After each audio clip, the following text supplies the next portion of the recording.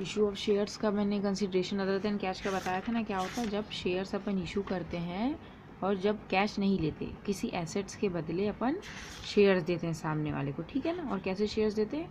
Fully paid up वाले, मतलब जिन shares पे पूरी तरह से पैसे मिल जाते हैं वैसे शेयर्स दिया जाता है कोई एसेट्स परचेज करते हैं या फिर किसी का रनिंग बिजनेस अपन परचेज करते हैं तो, ठीक है। अब इसके अपन मैंने न्यूमेरिकल इधर के इलस्ट्रेशंस आपको बता दिए थे, हम न्यूमेरिकल देखेंगे, ठीक है ना। Issue of shares consideration other than cash का। X limited purchase a machinery from Ram traders for 1 lakh and in consideration issue 10,000 equity shares of 10 fully paid. अब देखो क्या बोल रहा है, एक्स लिमिटेड ने परचेज किया मशीनरी किससे? रमन ट्रेडर से 1 लाख की। 1 लाख की मशीनरी है, ठीक है ना। मतलब उसने कितना कैश में दिया है? 1 लाख दिया है और फिर consideration 10,000 equity shares 10 each fully paid up. 1 lakh cash देगा प्लस 10,000 इक्विटी शेयर्स दिया जिसकी वैल्यू कितनी है? 10 ईच है और ये कैसे? फुली पेड अप है। The company issue 20,000 equity shares to the public on the condition that full amount due will be paid in lump sum.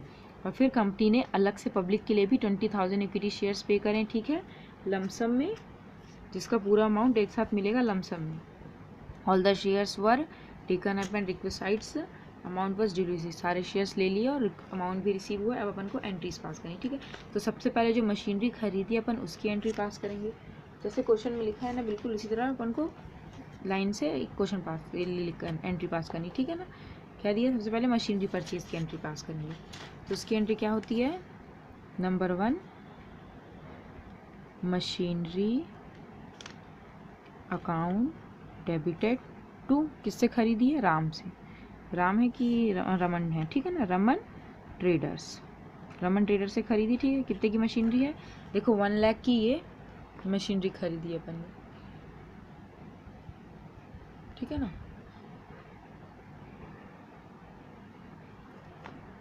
1 lakh में खरीदा ये बोल रहा है, ठीक है ना, 1 लाख की मशीनरी है।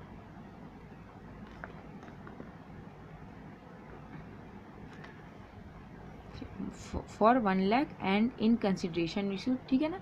1 लाख की खरीदी है अपन ने मशीनरी और कंसिडरेशन अपन को पे करना है कितना? 10,000 इक्विटी शेयर्स और 10 फुली पेड अप में, ठीक है ना। अब इसकी एंट्री क्या होगी? सेकंड एंट्री में अपन इसको शेयर्स, अब इसको हम राम ट्रेडर्स को क्या देंगे? शेयर्स देंगे। तो राम ट्रेडर्स को, रमन ट्रेडर्स को इधर डेबिट करेंगे अपन। अब Raman traders debit to equity share capital, अपन उसको शेयर दे रहे हैं, ठीक है ना। पैसे की बजाय हम उसको शेयर्स दे रहे हैं 10,001, ठीक है ना। कितना आएगा ये? 1 लाख आएगा। नरेशन में क्या लिखोगे? इसका नरेशन बता देती हूँ। Share issued for machinery, share issue किया फॉर मशीनरी परचेज्ड, मतलब जो मशीनरी खरीदी है उसके लिए शेयर इशू किया, ठीक है ना। अब थर्ड एंट्री में क्या बोल रहा है? The company issue 20,000 equity shares of, मतलब 10 ईच पब्लिक के लिए। अब कंपनी ने पब्लिक के लिए भी शेयर्स क्या करें? इशू करें, ठीक है ना।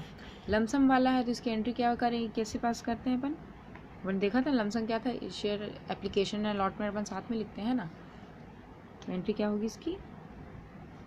Bank account debit to equity share application and allotment account. कितना है? 22,000 शेयर्स हैं, वैल्यू कितनी है? 10 है, तो कितना आ जाएगा यहाँ पे? 2 लाख, 2 लाख, ठीक है ना। अब फोर्थ में इसको ट्रांसफर की एंट्री पास करेंगे। इंग्लिश में क्या लिखोगे? शेयर्स इशूड, ऐसे लिख दो। Full amount received on shares, एक साथ मतलब फुल अमाउंट लमसम में मिला है। और फिफ्थ एंट्री में अब इसको ट्रांसफ़र की एंट्री पास करेंगे, ठीक है। ट्रांसफ़र की एंट्री क्या होती है? Equity share application and allotment account debit to equity share capital account, 2 lakh आज समझ में। ये ट्रांसफर की एंट्री, ये है कंसिडरेशन अदर देन कैश वाला, ठीक है।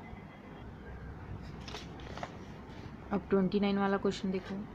Z limited purchase a machinery from Neeraj traders, ठीक है। जेड लिमिटेड ने परचेज मशीनरी खरीदी किससे, नीरज ट्रेडर से, वर्थ 44,000 की मशीनरी खरीदी। अब इसका पेमेंट 10 ईच अपन शेयर से करेंगे, ठीक है ना।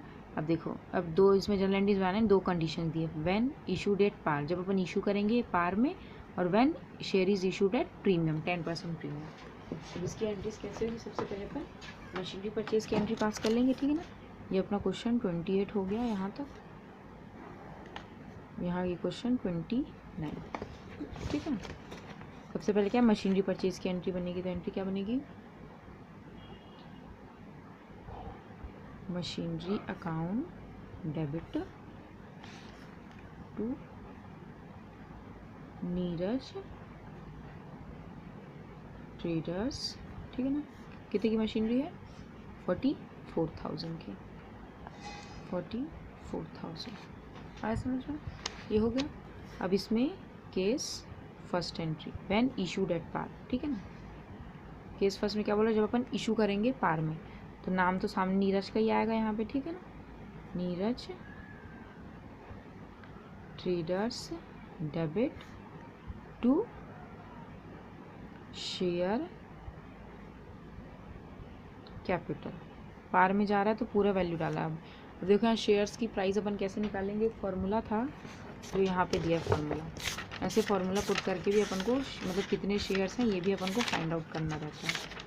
अमाउंट से भी आप डायरेक्ट अमाउंट भी लिख सकते हैं, पर कभी कभी ना गलत हो जाता है प्रीमियम के केस में, प्रीमियम निकालते हैं तब, इसलिए कितने शेयर्स हैं उसकी वैल्यू निकालना ज़रूरी रहता है। यहाँ फार्मूला दिया था, ये रखा है, ठीक है। क्या फार्मूला दिया है, देखो अगर number of shares issued at par में है, ठीक है ना, इशूड एट पार है, फार्मूला क्या है, purchase consideration oblique payable amount per share issue price at par. अब इसमें देखो ये पार वाला कंडीशन, तो इसमें एंट्री इसको यहाँ पे मैं निकाल के बता देती हूँ कितना अपन ने इशू किया है। अपन को क्या फाइंड आउट करना है, number of shares, number of shares निकालने, ठीक है ना। तो एंट्री क्या है, अमाउंट पेएबल, मतलब जितना अमाउंट हम सामने वाले को देंगे, डिवाइडेड बाय क्या था, शेयर पर शेयर इशू प्राइस,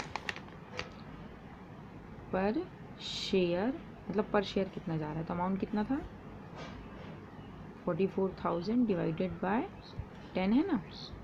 तो कितने शेयर्स आए हैं, 4,400 शेयर्स हैं, 4,400 शेयर्स हैं इंटू 10 ईच, तो ये ऐसे आएगा 44,000। आए समझ में, ऐसे निकालना है फॉर्मूला पुट करके कितने शेयर्स थे। तो आप मान के चलो कंपनी ने नीरज ट्रेडर के लिए 4,400 शेयर्स इशू करे थे 10 ईच के, ठीक है ना। ऐसे निकाल के अगर आप करोगे तो और अच्छी बात है। अब केस सेकंड, जब ये क्या बोल रहा है, प्रीमियम पे इशू करा, तो एंट्री क्या बनेगी इसकी, नीरज, ये वर्किंग नोट में करना, ठीक है। ये मैं समझाने के लिए यहाँ कर दिया, पर ये आपको वर्किंग नोट में अलग से करना पड़ेगा। यहाँ पे सिर्फ नरेशन लिखोगे, ये वर्किंग नोट में शो करना। नीरज ट्रेडर अकाउंट नहीं आता है, debit to share capital account to security premium reserve account, ठीक है ना, to securities premium reserve account. अब देखो यहाँ तो पूरा 44,000 जाएगा। अब ये मत देखना कि 44,400 शेयर्स है तो इसमें भी मैं लिख दे, नहीं ऐसा नहीं आएगा इसमें, क्योंकि 44 पूरा आ रहा है। अब देखो अब इसको कैसे निकालेंगे, इसमें नंबर ऑफ शेयर्स निकालना है, तो 44,000 डिवाइडेड बाय, देखो ये रहा फॉर्मूला, अगर number of issue at premium पे निकालेंगे तो परचेज कंसिडरेशन मतलब जितना प्राइस है डिवाइडेड बाय पर share issue price at premium, मतलब इसमें पूरा प्रीमियम अमाउंट भी इंक्लूड करेंगे। तो प्रीमियम अमाउंट कैसे इंक्लूड करेंगे, यहाँ पे देखो कितने क्या था, 10 था और 10% प्रीमियम है, तो 10 रुपीज़ का 10% निकालेंगे तो 1 रुपीज़ आएगा, 1 रुपीज़ आएगा ना। तो टोटल 11, जैसे यहाँ पर 10 में किया था, अब यहाँ पे 11 में प्रीमियम अमाउंट भी इसमें इंक्लूड करेंगे, तो कितना आएगा 4,000 आएगा, है ना, 11 के टेबल से काटा था। तो यहाँ पे कितना लिखेंगे, 4,000 शेयर्स इशू करे हैं 10 ईच के, और 4,000 है 1 रुपये का प्रीमियम समझो, तो यहाँ पे 40,000 आएगा, यहाँ पे 4000 आएगा, ऐसे निकालना पड़ता है। समझ में आया ना। जब प्रीमियम इंक्लूड हो तो प्रीमियम साथ में लेके आपको निकालना है। जैसे इस क्वेश्चन में देखो 100 रुपीज़ पर शेयर था तो पार वाले में 100 से डिवाइड किया था, और यहाँ प्रीमियम था 25 रुपये का, तो इंक्लूड करके फिर डिवाइड करना है। ठीक है ना, आया समझ में, ऐसे करना है। अब ये 31 भी आप खुद ही करके देखना, सिंपल है। बिल्डिंग परचेज़ करी है, देखो जियाजी लिमिटेड ने ग्वालियर ने परचेज़ करी बिल्डिंग 7,05,000 की। ठीक है ना, अश्विनी ट्रेडर्स से। तो एंट्री पहले बिल्डिंग परचेज़ करोगे तो एंट्री क्या होगी, building account debit to Ashwini traders. Amount डालोगे 7,50,7,50। अब इसमें क्या बोल रहा है, he gave 2,50,000 in cash and the balance amount he issued 5,000 equity shares of 10 each. और उसमें अब उसने पैसे कैसे दिए हैं, इसने 2.5 लाख कैश में दिया और बाकी जो बचा उसके शेयर्स इशू करें कितने, 5,000 इक्विटी शेयर। तो फिर नेक्स्ट सेकंड एंट्री क्या बनेगी इसकी, Ashwini trader debit to cash to equity share capital. 2.5 lakh cash में डाल देना, फिर जितना बचा वो अमाउंट डाल देना किसमें, इक्विटी शेयर में, और मल्टीप्लाई करके भी लिखोगे तो भी बराबर ही आएगा, 5 लाख ही आएगा। ठीक है ना। अभी 31 वाला भी क्या है, इसमें भी बिल्डिंग पर, इसमें क्या है, ऑथराइज कैपिटल दी है, वो डिवाइडेड है 20,000 इक्विटी शेयर्स में 10 ईच के। ठीक है, पूजा लिमिटेड ने बिल्डिंग खरीदी है और 5,000 इक्विटी शेयर इशू करा है इस बिल्डिंग के परचेज के लिए, और फिर कंपनी के लिए, और कंपनी ने पब्लिक के लिए भी 10,000 इक्विटी शेयर अलग से इशू करे हैं।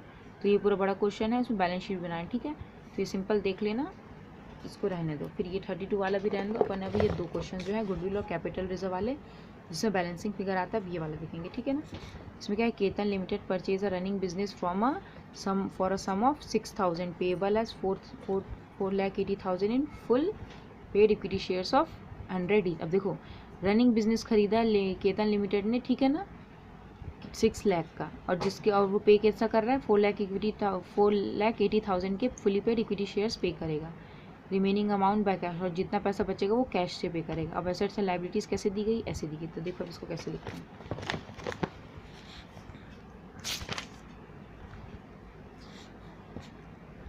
सबसे पहले अपन एसेट्स और लायबिलिटी सारे लाइन से लिख लेंगे।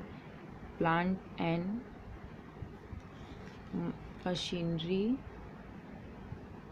Account debit, land and building account debit, और क्या दिया है, स्टॉक दिया है, स्टॉक अकाउंट डेबिट। फिर क्रेडिटर्स दिए, तो क्रेडिटर्स क्या होते हैं, अपने लायबिलिटीज़ होती है, तो टू क्रेडिटर्स अकाउंट टू, अब नाम नहीं दिया किससे खरीदा है तो वेंडर्स लिख देंगे। ठीक है, टू वेंडर्स अकाउंट, अकाउंट नहीं आता नाम में। ठीक है ना, अब नाम दिया नहीं किसका है, अब अमाउंट डालेंगे। ठीक है ना, प्लांट मशीनरी कितने की थी, 1,40,000 की थी, लैंड एंड बिल्डिंग था 2,40,000 का, स्टॉक है 1,80,000 का। ठीक है ना, और क्रेडिटर्स है 40,000 के। ठीक, और वेंडर्स को अपन को कितना देना है, 6 लाख क्वेश्चन में मेंशन किया था कि 6 लाख पे करेंगे। अब दोनों का टोटल करके ये फिगर माइनस करो, तो कितने का डिफरेंस आ रहा है, 80,000 का डिफरेंस आ रहा है। तो इस साइड शॉर्टेज पड़ रही है, 18,000 कम पड़ रही है, तो इस साइड अगर शॉर्टेज पड़ेगी तो इसको गुडविल का नाम दे देंगे। ठीक है, गुडविल अकाउंट डेबिट, यहाँ मैं स्टार बना देती हूँ, समझ जाना कि ये शॉर्टेज अमाउंट है, बैलेंसिंग फिगर है। ठीक है ना, कितने का शॉर्टेज हो रहा था, 80,000 का। है समझ में। नरेशन लिखोगे, purchase of assets and liabilities of vendor, तो सिंपल लिख दो, running business purchased, running business purchased. ठीक है, अब सेकेंड एंट्री में क्या करेंगे, शेयर्स इशू करेंगे, तो vendors debit to share capital to bank और कैश, इसमें दिया नहीं, कैश पे करें तो कैश लिख देंगे, टू कैश अकाउंट। वेंडर को कितना देना है, 6 लाख देना है, और अपन ने कितने शेयर्स, अपन उसको कितना दे रहे हैं, 4,80,000 शेयर्स में दे रहे हैं। ठीक है ना, 4,80,000 शेयर्स में दे दिया, तो बचा कितना, 1,20,000 बचा, जो अपन उसको कैश में पे करेंगे। आए समझ में, ऐसे करते हैं इसको। ऐसे क्वेश्चन ज़रूर प्रिपेयर करना गुडविल कैपिटल रिजर्व वाले। ठीक है ना, इंपॉर्टेंट है, ये इंपॉर्टेंट है, ऐसे क्वेश्चन ज़रूर करना। जो 33 और 34 है, ये क्वेश्चन 33 था, यहाँ तक ख़त्म हुआ है। अब नेक्स्ट है क्वेश्चन 34। अब इसमें बैलेंसिंग फिगर देखो, यहाँ गुडविल आया था, अब इस क्वेश्चन में बैलेंसिंग फिगर कहाँ आएगा, क्रेडिट साइड आएगा। और जब क्रेडिट साइड शॉर्टेज पड़ती है, अब उसको बैलेंस करने के लिए अपन डालते हैं, तो उसको क्या लिखते हैं, कैपिटल रिजर्व लिखते हैं। अब ये क्वेश्चन समझो। अवनी लिमिटेड ने परचेज किया रनिंग बिजनेस 4 लाख का, पेबल 3,40,000 इन फुली पेड इक्विटी शेयर्स। ठीक है, 4 लाख का खरीदा है अपन ने टोटल बिजनेस, और जिसको अपन इक्विटी शेयर्स में 3,40,000 पे करेंगे। रिमेनिंग अमाउंट बैंक ड्राफ्ट से दिया जाएगा। ठीक है ना, बैंक से पे किया जाएगा। द एसेट्स एंड लाइबिलिटीज, अब एसेट्स और लाइबिलिटी दे दी है, प्लांट मशीनरी। ठीक है, तो इसको भी अपन फटाफट लिख लेते हैं। क्या क्या दिया है, प्लांट एंड मशीनरी शॉर्ट में लिखे हैं। ठीक है ना, plant and machinery account debit, building account debit, sundry debtors account debit,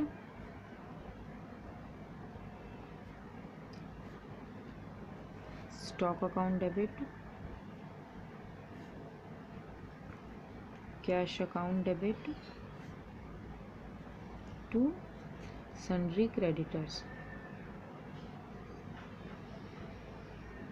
to sundry creditors account to vendor to capital reserve. इसमें तो मुझे पता है कि किस साइड शॉर्टेज आएगी, पर आपको तो पता चलेगा नहीं, तो आप कैसे करोगे, सबसे पहले पूरा प्लांट मशीनरी का रफली टोटल कर लेना, फिर पता देख लेना कि शॉर्टेज कहाँ पड़ रही है। ऐसा नहीं आपने इधर भी लाइन छोड़ दिया और इधर कुछ यूज़ नहीं आया, तो रफली पहले टोटल कर लेना, शॉर्टेज किधर आ रही है पहले चेक कर लेना, फिर ये एंट्री पास करना। ठीक है, तो मुझे तो पता है इसलिए मैं डायरेक्ट कर रही हूँ, और आपको वहाँ थोड़ी पता रहेगा, इसलिए बता रहे हैं। ठीक है ना, अब फटाफट इसमें अमाउंट डालेंगे। प्लांट एंड मशीनरी कितने का है, 1,60,000 का है, बिल्डिंग है 1,40,000 की, सन्ड्री डेटर्स है 60,000, स्टॉक 80,000, कैश 20,000। ठीक है, और क्रेडिटर्स जाएंगे 40,000 के, और अपन उसको पे कितना कर रहे हैं, 4 लाख पे करेंगे। डिफरेंस कितने का आएगा, 20,000 का डिफरेंस आएगा। वही नरेशन में लिखोगे, रनिंग बिजनेस परचेज। अब नेक्स्ट है, अब इसको पे करेंगे वेंडर को। ठीक है ना, vendors debit to share capital, to share capital account to bank account, bank draft से पे कर रहे हैं ना बच्चे पैसे को, तो वेंडर में 4 लाख चला जाएगा। शेयर्स कितना दे रहे हैं, यहाँ पे लिखा है 3,40,000 का। ठीक है ना, 3,40,000 का शेयर्स पे करेंगे अपन। शेयर कैपिटल में जाएगा 3,40,000, और बाकी जो अमाउंट बचा 60,000 वो अपन कैश में पे करेंगे इसको। ठीक है, नरेशन में क्या लिखोगे, पेमेंट मेड बाय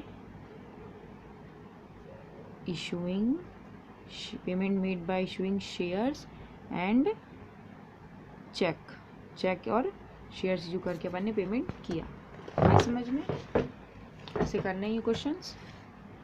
33 हो गया, और ये 34 इंपॉर्टेंट है, करके देखना। ठीक है, तो यहाँ पे अपना ये चैप्टर भी कंप्लीट होता है, इशू ऑफ शेयर्स वाला।